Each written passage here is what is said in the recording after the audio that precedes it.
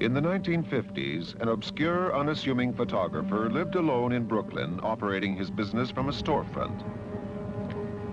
Rudolf Abel attracted little attention until it was revealed he headed a Soviet spy ring operating in America. He was caught and sentenced to 30 years in prison.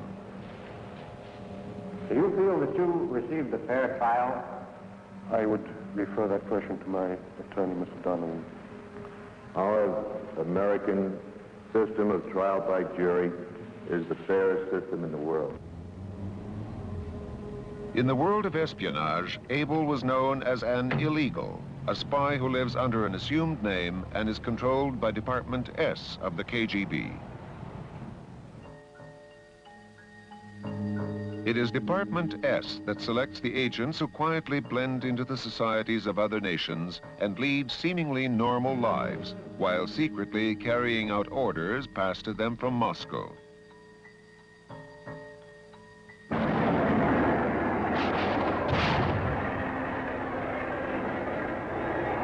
This is part of a television program about the black riots in America in 1968. It was produced by the Canadian Broadcasting Corporation. The end credits are interesting in that the sound man on the film crew, Rudy Herman, was a KGB illegal. He was Colonel Rudolf Herman, whose cover story bears many similarities to that of Colonel Abel. Both men entered the U.S. through Canada and both pursued careers in the film industry. Rudolf Herman went first to Toronto, where he lived quietly with his family in a small house on Sutherland Avenue. He was ordered to take a job with the Canadian Broadcasting Corporation. In 1969, Colonel Herman was ordered by Moscow to move from Toronto to New York and set up as a photographer while he organized his network of espionage in the United States. His appearance has been disguised and his voice electronically altered. Oh, yes. For the past 25 years, I was getting every weekend on 2 days radio transmissions.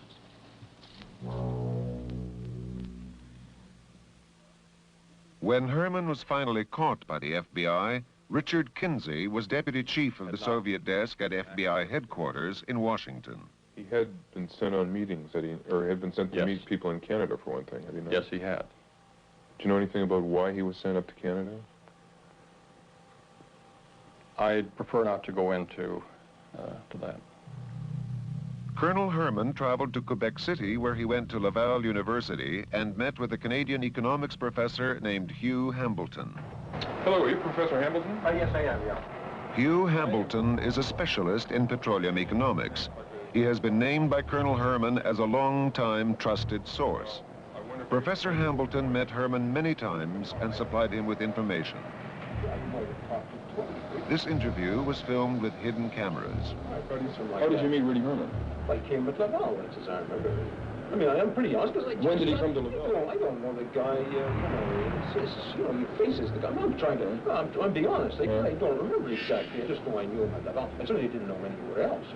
Well, Herman met Hambleton at least a dozen times in Canada, and in 1975 they met in Haiti, where Hambleton passed Herman information about the Chinese embassy. Well, he must have come there to see you. There was a top-secret FBI RCMP operation targeting Professor Hambleton and Colonel Herman, codenamed Red Pepper. What was the reason for the meetings between Herman and Hambleton? Again, you're getting into what is still a sensitive area. I can say this, that Colonel Herman was ordered to contact Hambleton by his own admission, by his superiors in Moscow. But beyond that, I would not like to go. Professor Hambleton is not as naive as he might appear. During World War II, he worked for Free French Intelligence. After the war, he worked for Canadian intelligence in Germany.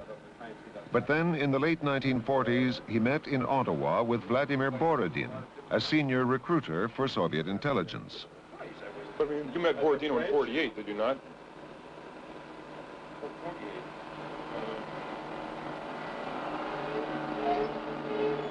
Maybe it's possible. I guess so. From 1956 to 1961, Hambleton had top secret security clearance when he worked for NATO in Paris.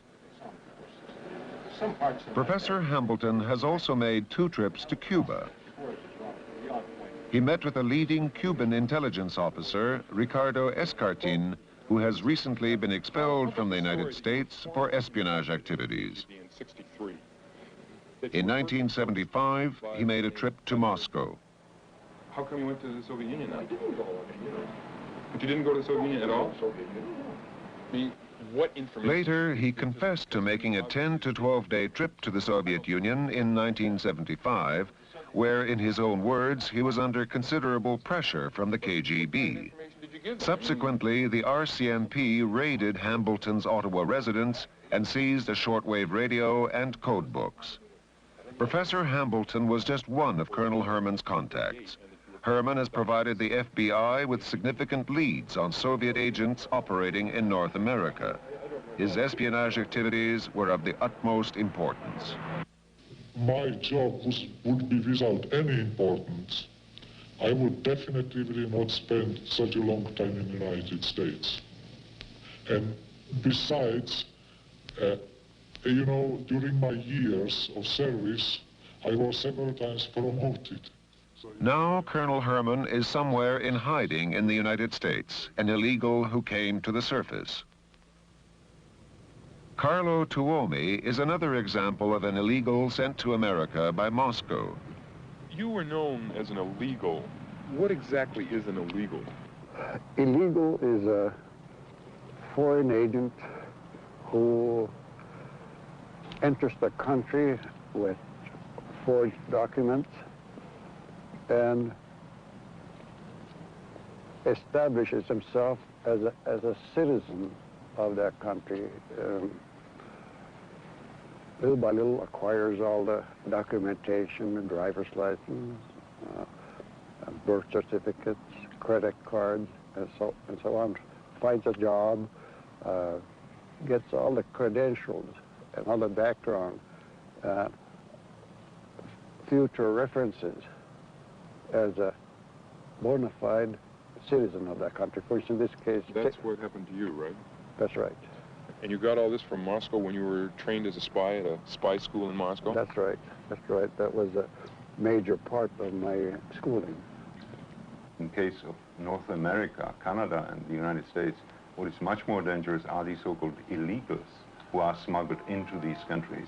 That is, people who come here under a new identity, and they live as citizens of these countries, and they would start operating really in case of war between the Soviet Union and the United States, for example, or in the time of a very serious crisis when, for example, the diplomatic relations would be broken.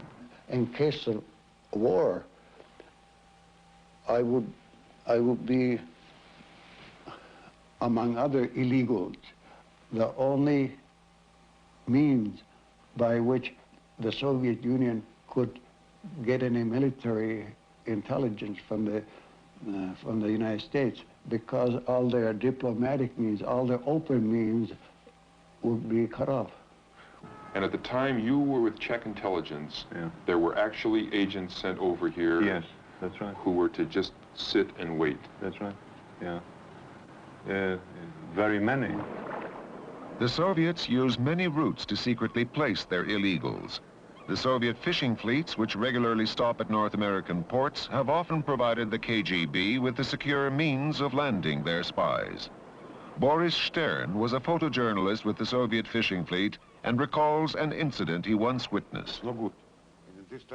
One time, we left a man in St. John's, Newfoundland. He had been kept in hiding on my boat. I thought, the other people on our boat thought, he was an illegal being dropped into Canada. You believe that this was a case of dropping a spy off in Canada? Yes. Within the KGB, there is another department which controls illegals. Department V conducts what are known within the KGB by the macabre description wet affairs, assassinations, sabotage, and other violent acts. It is the department that takes care of the dirty work of the KGB. Until he defected to the West, Arkady Shevchenko was the senior Soviet at the UN. That has been the department which operates in the secrecy, which is even unbelievable for the Soviet secret society. Have you ever known of any Department V people in North America? Yes, it was in New York, in the Soviet mission in New York in the middle of the 60s, and one of my friends who happened also to be working with the KGB, he told me, look, you know, this man looks so quiet, calm, and even respectable as someone. If you look at him, you would never believe that what he is really doing, and to what branch or to what department of the KGB he himself belonged. The most sinister thing in the world, which he is doing. This man was a member of Department V. He was trained in Moscow and sent to Canada, where explosives had already been hidden for his use. Well, then fine, let's do an interview. I mean, okay, well... He refused to be interviewed. After months of work, the Norfolk Investigative Unit traced him to a small town where he now lives in hiding. I mean, you were in the KGB and you were sent over to North America to engage in espionage acts, and you decided for one reason or another not to go through with this. And, however... Sobotka was sent to Edmonton in Western Canada, where he spent 4 years working and acquiring all the credentials of a normal Canadian citizen. In 1965, the call came from Moscow. He was ordered to go to a Toronto suburb and observe a house and its occupants. The house was at the time inhabited by one of the most famous defectors of all, Igor Guzenko, who fled the Soviet embassy in 1945. His defection led to the uncovering of Soviet spy rings in North America and was a severe setback for Soviet espionage. 20 years after it occurred, Department V of the KGB was still sending its agents looking for him. If he comes so close, and my life, of course, was very, very... And if I open door, incidentally, I never open door. Never open door in my house. Possibly went to the wrong house? I don't know, really don't know. So he could be my come in the wrong house or something, but I never myself opened door. Sobotka had been activated by KGB agent Oleg Komenko, who at the time was working as a counselor at the Soviet embassy in Ottawa and was traveling with the Russian Moiseyev Ballet on a North American tour. Strategically placed in Western Canada, Sobotka was ordered to plan, in the event of war, the destruction of the key refining and pumping stations that supply much of North America with its energy. Edmonton is also a center of top-secret cold weather testing for Canadian and American forces, and Sobotka was ordered to find all he could about these facilities.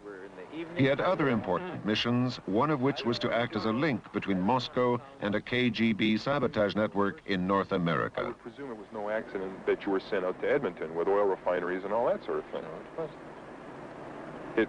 It was not an accident you were sent there? No, it wasn't. And I would presume that they had their plans on that I must really go.